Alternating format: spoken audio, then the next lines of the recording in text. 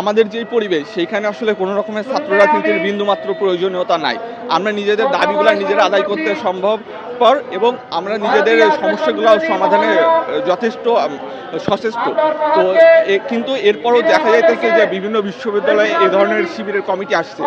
তো এই ক্ষেত্রে আমি মনে করি সবসময় যে সেখানকার শিক্ষার্থীরা যা চায়, তারা যদি চায় ছাত্র রাজনীতি থাকবে, তাহলে সেটা যে কোনো দলের জন্য, শিবির, ছাত্রলীগ, ছাত্রদল সবার জন্য একই ধরনের আপনাকে ব্যবস্থা নিতে হবে।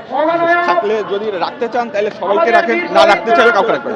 জি, কোনো অবস্থায় না, ছাত্রলীগকে কোনো অবস্থায় ক্ষমা করার আমি ব্যক্তিগতভাবে কোনো অবস্থায় পক্ষে না।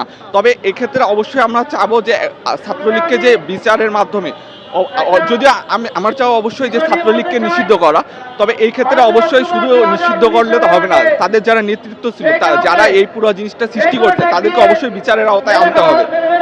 এই বিচারের